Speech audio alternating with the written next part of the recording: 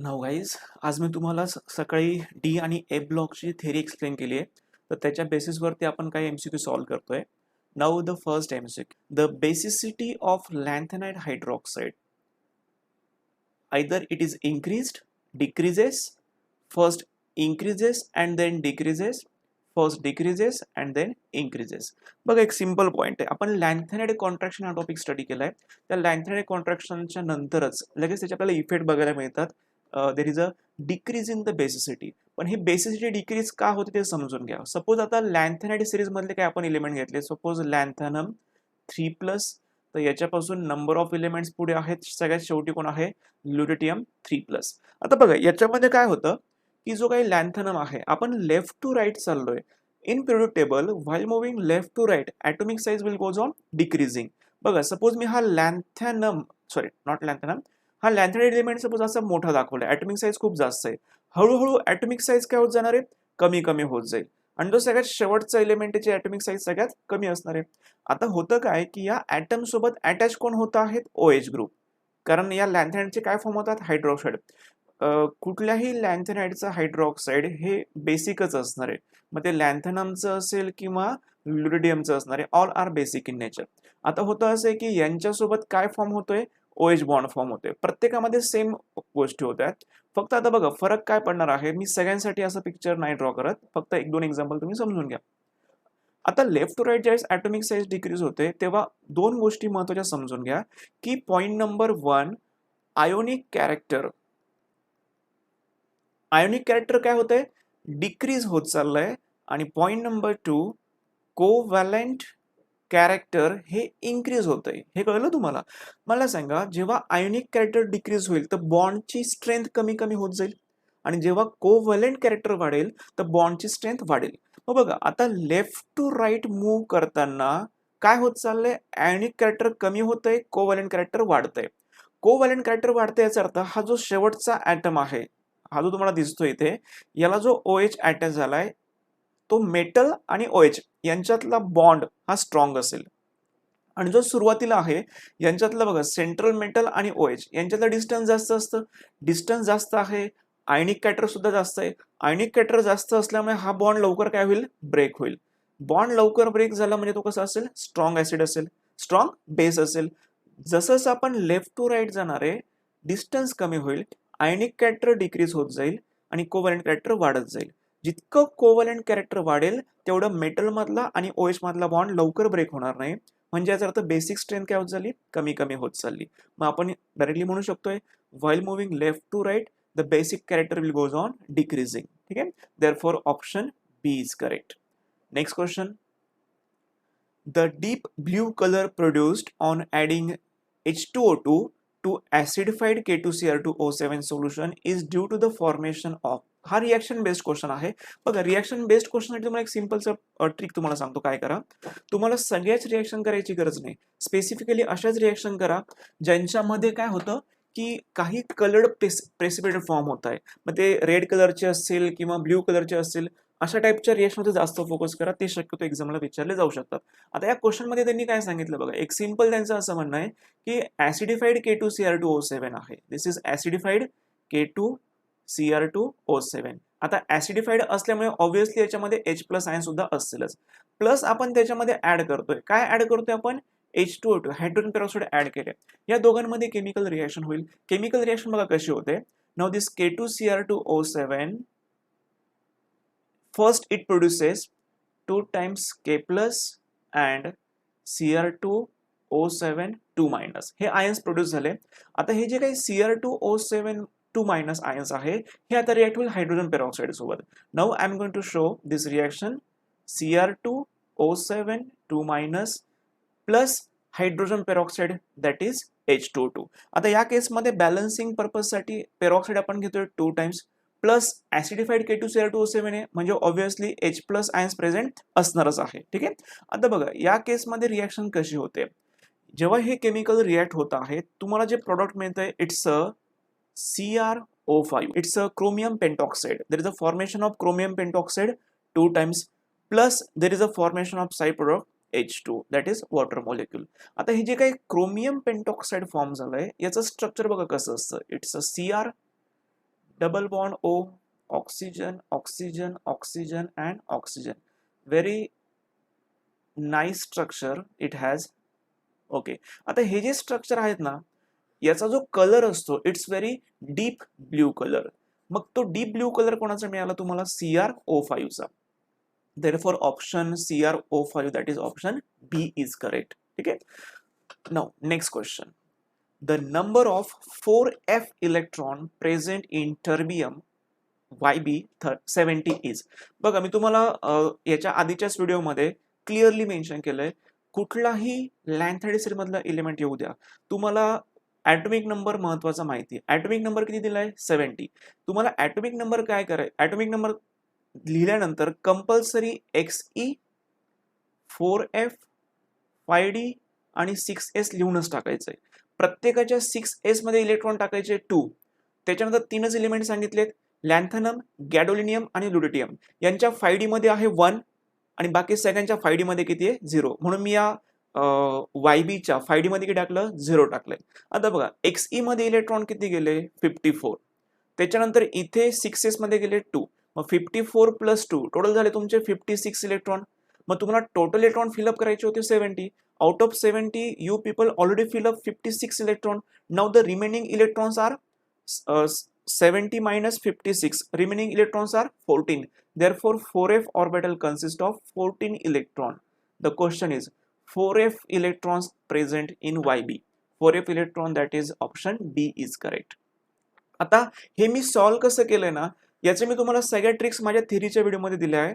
वाटलं तुम्ही त्या व्हिडिओ बघू शकताय, मी ते डिस्क्रिप्शन मध्ये तुम्हाला लिंक प्रोव्हाइड केलेलीच आहे. Next question. How many unpaired electrons are present in europium? How many unpaired electrons are present in europium?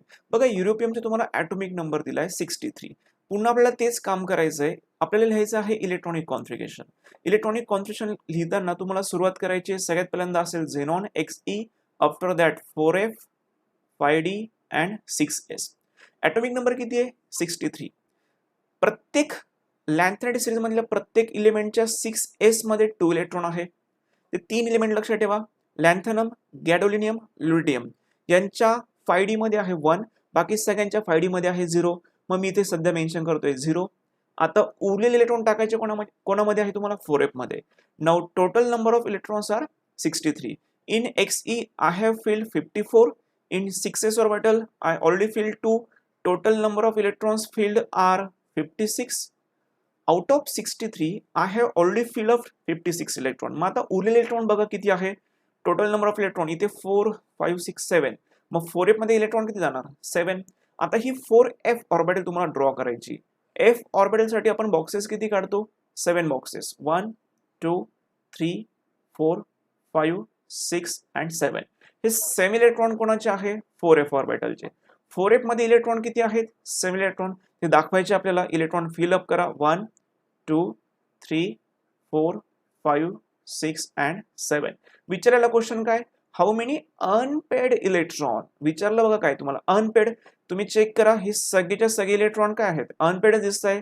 Total unpaired electron किती सापडले तुम्हाला? 7. Therefore option D is correct. Next question. Zn2 plus ions is isoelectronic with. आयसोइलेक्ट्रॉनिकचा अर्थ कळला पाहिजे आधी. आयसोइलेक्ट्रॉनिक म्हणजे काय? Same number of electrons. इलेक्ट्रॉनची संख्या कशी असली पाहिजे? सेम असली पाहिजे. ठीक आहे. आता आपण चेक करूया. तुम्हाला Zn2 प्लस विचारलंय. आधी Zn2 प्लस मध्ये इलेक्ट्रॉन्स किती आहेत ते आपण कॅल्क्युलेट करून घेणार. ठीक आहे. आता मला सांगा, झिंक ॲटॉमिक नंबर किती असणार आहे? 30. याचं इलेक्ट्रॉनिक कॉन्फिगरेशन काय आहे? किंवा इलेक्ट्रॉनिक कॉन्फिगरेशन लिहिण्यापेक्षा आपण तिथे ठीक आहे हवं तर तसं मेन्शन करू. Ar 3d 4s 4s2 3d 10. This is electronic configuration of zinc. Now I am going to write Zn2 plus. Zn2 plus साठी काय होणार सांगा मला? Ar 3d 10 and 4s 0. हे इलेक्ट्रॉनिक कॉन्फिगरेशन मला मिळालं कोणाचं? Zn2 प्लसचं. मग Zn2 प्लस मध्ये इलेक्ट्रॉन बघा आता काउंट किती करताय. अर्गॉन म्हटलं तर इलेक्ट्रॉन किती होत आहे? 18. 3d मध्ये इलेक्ट्रॉन किती आहे? 10. मग 18 प्लस 10 टोटल इलेक्ट्रॉन किती झाले तुम्हाला? It's a 28 electron. 28 electron are present in Zn2 plus. हा झाला झिंकचा पार्ट. आता आपण एक एक चेक करूया. पहिला ऑप्शन तुम्हाला दिलाय Fe2 प्लस. मग मी इथे Fe2 प्लस आधी सॉल्व्ह करतोय. Fe म्हटलं तर टोटल इलेक्ट्रॉन किती असतात 26, पण यांनी म्हटलं आहे तुम्हाला Fe2+ म्हणजे 2 इलेक्ट्रॉनचा लॉस करा. याचा अर्थ Fe मधून 2 इलेक्ट्रॉन लॉस केले तर 26 होणार 24. Fe2+ मध्ये इलेक्ट्रॉन किती आहे 24 आणि Zn2+ मध्ये इलेक्ट्रॉन किती आहे 28. हे मॅच होत आहेत का नाही होत, याचा अर्थ आयसोइलेक्ट्रॉनिक नाहीये. पहिला ऑप्शन चालणार नाही. दुसरा ऑप्शन बघा काय दिलाय Cu+. कॉपरचा ॲटॉमिक नंबर किती आहे 29 आणि तुम्हाला लिहायचंय कॉपर 1+. मग कॉपर 1+ लिहिलं तर याचा अर्थ 29 मधून एक इलेक्ट्रॉन मायनस करा, ते किती होणार आहे 28. मग इथे पण 28 मिळाले आणि इथे सुद्धा काय मिळाले 28 मिळाले. दोघांमध्ये इलेक्ट्रॉन सेम आहे, याचा अर्थ मी यांना काय म्हणू शकतोय आयसो इलेक्ट्रॉनिक म्हणू शकतोय. मग आयसो इलेक्ट्रॉनिक स्पेसिस कुठलं सापडलं तुम्हाला ऑप्शन बी. तुम्ही हवं तर पुढचे ऑप्शन चेक करू शकताय, बट आय नो निकेलचं पण मॅच होत नाहीये, therefore option B. Now, 1 minute. Now, next question. Of the ions Zn2+, Ni2+, Cr3+, तुम्हाला 3 ions दिले Zn2+, Ni2+ and Cr3+ with their atomic number. First option, only Zn2+ is colorless and Ni2+ and Cr3+ are colored. बघा colour property मी तुम्हाला त्या व्हिडिओमध्ये clearly mention केले. कुठल्या spaces colour दाखवतील, कुठल्या स्पेसिस कलर दाखवणार नाही, त्या थेरीच्या बेसवरती हा एमसीक्यू विचारलाय. जे कलर कधी मिळतो माहिती का, ज्या स्पेसिसमध्ये, ज्या आयन्समध्ये किंवा ज्या मॉलिक्युलमध्ये ऍटलीस्ट एक तरी अनपेड इलेक्ट्रॉन पाहिजे. If there is a presence of at least 1 unpaired electron, then we can say that compound can show colour. If all the electron are get paired or there is an absence of electron in the d orbital, then we can conclude the compound is colorless. आपण check करूया. पहिलं ion तुम्हाला दिलाय Zn2+. Zn2+ आपण solve करूया. मग आधी solve करण्याच्या आधी तुम्हाला मी आधी लिहून देतो झिंकचं इलेक्ट्रॉनिक कॉन्फिगरेशन. झिंकचा ॲटॉमिक नंबर तुम्हाला दिलाय 30. याचं इलेक्ट्रॉनिक कॉन्फिगरेशन काय असतं 3d10. It's a 3d10 4s2. मग याच्यावरनं तुम्हाला लिहायचं आहे Zn2+. मग Zn2+ इलेक्ट्रॉनिक कॉन्फिगरेशन काय येणार 3d10 4s0. मग या डी मध्ये इलेक्ट्रॉन किती आहे 10. डी मध्ये इलेक्ट्रॉन 10, याचा अर्थ बघा काय झालंय, this is d orbital 5 boxes and it consists of 10 electron 1 2 3 4 5 6 7 8 9 and 10. Now look at this. In this case all electrons are paired. There is an absence of electron, therefore it is what? It is colorless. झिंकचं clear झालंय Zn2+ colourless आहे. आता आपण solve करू Ni2+. निकेलचा atomic number किती आहे 28. याचं electronic configuration काय 3d8 4s2. आता आपण लिहिणार आहोत Ni2+ electronic configuration. 2 electron loss करा 4s मधून, मग तुम्हाला इलेक्ट्रॉनिक कॉन्फिगरेशन भेटणार 3d8. मग 3d8 म्हटलं तर डी ऑर्बिटल नेहमीप्रमाणे आपण ड्रॉ करणार आहे. त्याच्यामध्ये इलेक्ट्रॉन बघा किती आहे 8 इलेक्ट्रॉन 1 2 3 4 5 6 7 and 8. याच्यामध्ये तुम्हाला बघा इथे सापडले काय सापडले अनपेड इलेक्ट्रॉन. अनपेड इलेक्ट्रॉन आहे याचा अर्थ हा तुम्हाला काय दाखवणार it shows colour. Now will check about chromium 3+. क्रोमियमचा ॲटॉमिक नंबर किती आहे बघा, क्रोमियम ॲटॉमिक नंबर 24. याचं इलेक्ट्रॉनिक कॉन्फिगरेशन काय आहे 3d5 4s1. लक्षात ठेवा हे एक्सेप्शनल इलेक्ट्रॉनिक कॉन्फिगरेशन आहे, हे पण महत्वाचं आहे. मग आपण आता सॉल्व्ह करू क्रोमियम 3+ साठी. मग क्रोमियम 3+ आधी इलेक्ट्रॉनिक कॉन्फिगरेशन लिहून घेऊ आपण. क्रोमियम 3+ म्हणजे 3 इलेक्ट्रॉनचा लॉस करा.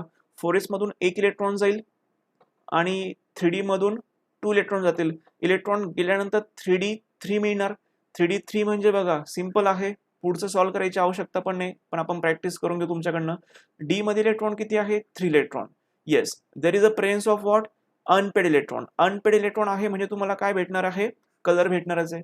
मग तुम्हाला कलर कोण कोण देत आहे हे दोन आयन तुम्हाला कलर देत आहे. कुठले कुठले ions Ni2+ and Cr3+. Ni2+ Cr3+ तुम्हाला कलर दाखवतोय आणि कलर दाखवत कोण नाहीये Zn2+. मग हे सगळं बघा आणि ऑप्शन शोधा. Ni2+ आणि Cr3+ कलर्ड आहे तसं ऑप्शन बघा कुठे दिला आहे Zn2+ is colorless, Ni2+, Cr3+ are color. Yes, option A is correct. समजलं सगळ्यांना. चला next. The number of unpaired electrons in Ni2+ ion is. Ni2+ मध्ये नंबर ऑफ अनपेड इलेक्ट्रॉन काढायचे. आधी मला सांगा निकेलचा ॲटॉमिक नंबर किती. It's a 28. याचं इलेक्ट्रॉनिक कॉन्फिगरेशन काय असणार आहे 3d 8 4s2. आता याच्यावरून आपण लिहिणार आहोत Ni2 प्लस. Ni2 प्लस लिहिलं तर इलेक्ट्रॉनिक कॉन्फिगरेशन काय होणार 3d8. 3d8 म्हटलं तर ऑर्बिटल कशी दाखवणार d orbital 5 boxes as usual. Now this d orbital consist of 8 electron. Show करा ते 1 2 3 4 5 6 7 and 8. याच्यामध्ये अनपेड इलेक्ट्रॉन किती मिळाले? अनपेड इलेक्ट्रॉनची व्हॅल्यू किती मिळाली तुम्हाला? 2 मिळाली. 2 ऑप्शन बघा. Option D is correct. Easy question होता. Next, which of the following contain the maximum number of unpaired electron? 4 option तुम्हाला दिले आणि चारीमधले शोधायचे मॅक्झिमम नंबर ऑफ अनपेड. आपण पहिलं ऑप्शन सॉल्व्ह करूया. Now first option is MnSO4. MnSO4 produces Mn2 plus plus SO42 minus. मला आता गरजेचं आहे Mn2 प्लस. मग आता मला सांगा आधी Mn बद्दल आपण डिस्कस करूया. Mn चा ॲटॉमिक नंबर आहे 24. त्याचं इलेक्ट्रॉनिक कॉन्फिगरेशन काय येणार 3d5 4s2. 1 मिनिट.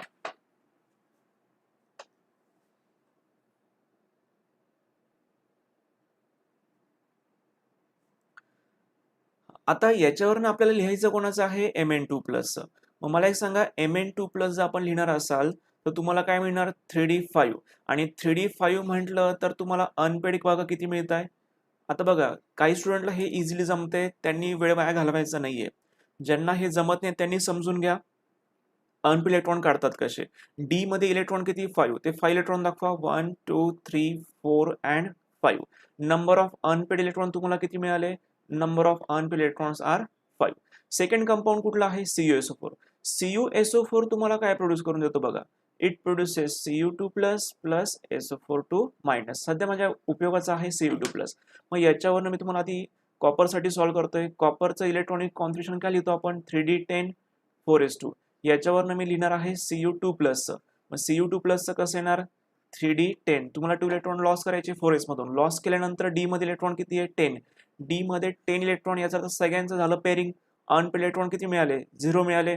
बघा 10 इलेक्ट्रॉन मी दाखवतोय 1 2 3 4 5 6 7 8 9 and 10. अनपेड इलेक्ट्रॉन किती मिळाले 0 मिळाले.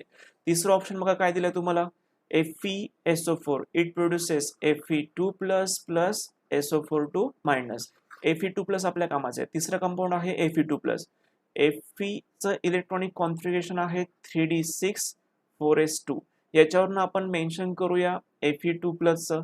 Fe2 प्लस इलेक्ट्रॉनिक कॉन्फिगरेशन आहे 3d6. 3d6 म्हटलं तर d orbital it consist of 6 electron 1 2 3 4 5 and 6. Unpaired electron बघा किती मिळाले n इज इक्वल टू किती मिळाले 4. आणि फोर्थ ऑप्शन तुम्हाला दिला काय आहे ZnSO4.